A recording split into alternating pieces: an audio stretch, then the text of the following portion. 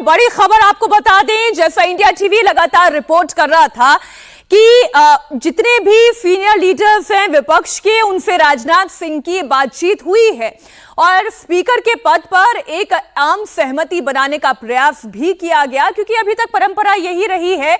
और इस खबर पर मुहर लग गई जब आज राहुल गांधी ने पत्रकारों से बातचीत करते हुए कहा कि मल्लिकार्जुन खड़गे के पास राजनाथ सिंह का फोन गया था और राजनाथ सिंह ने स्पीकर के पद को लेकर चर्चा की।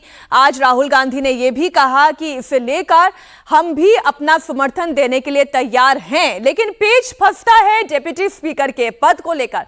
अब से थोड़ी देर में नामांकन दाखिल करने जा रहे हैं ओम बिरला। एनडीए की तरफ से ओम बिरला स्पीकर के उम्मीदवार होंगे। नामांकन करने की डेडलाइन आज दोपहर 12 बजे तक की है। इस वक्त समय हो रहा है 11:20 का। अब से थोड़ी ही देर के बाद, यानी अब से ठीक 40 मिनट के बाद नॉमिनेशन फाइल कर देंगे। ओम बिरला स्पीकर पद के उम्मीदवार हैं और जिस तरह से विपक्ष के नेताओं के बयान आ रहे हैं, हमारे संवाददाता भी जैसा रिपोर्ट कर रही हैं, ये क्लियर है कि स्पीकर के पद को लेकर कोई तनातनी, कोई खिंचाव नहीं दिखाई देने जा रहा है। तो एक बात तो कंफर्म हो गई है देवेंद्र, जैसा विजय लक्ष्मी भी बता रही हैं कि विपक्ष भी ये जानता है कि नंबर उनके पास है नहीं और स्पीकर को लेकर वो कोई लड़ाई लड़ना भी नहीं चाहते हैं।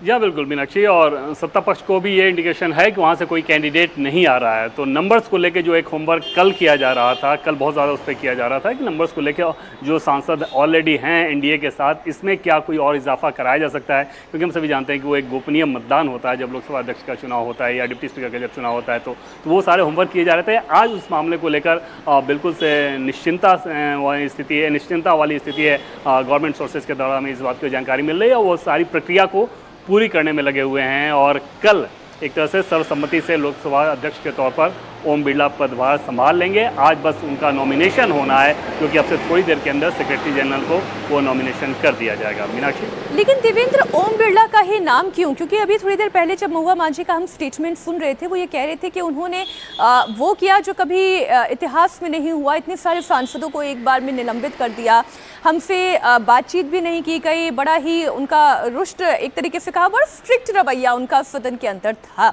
लेकिन फिर भी सरकार ने कहा कि नहीं, हमें ओम बिरला ही चाहिए। क्या कारण?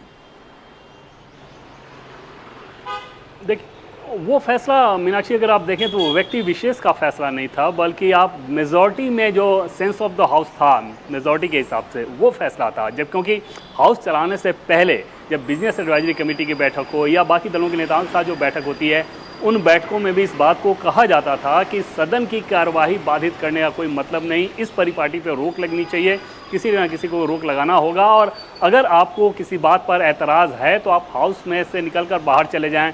लेकिन जो लोग सदन की कार्यवाही में हिस्सा लेना चाहते हैं, वो जब अपनी बात कह रहे होते हैं, सदन की कार्यवाही चल रही होती है, उस समय आप वेल में आएँ, कागज़ फाड़ के चेयर की तरफ उछालें, ये सारी चीज़ें एक्सेप्टेबल नहीं हो सकती और उस लिहाज से वो फैसला लिया गया।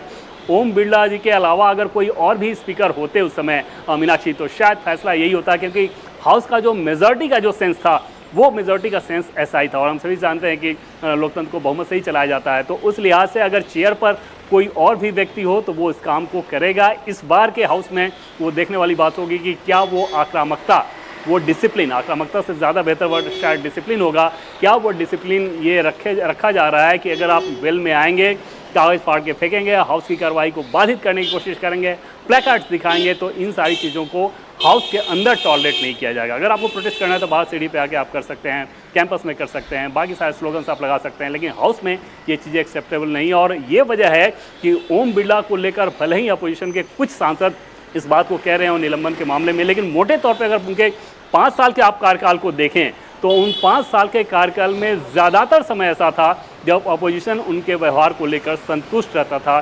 कुछ एक एक्सेप्शन दिखे थे जो आखिर के वर्षों में दिखे थे, जिसमें निलंबन वाला मामला भी सामने था।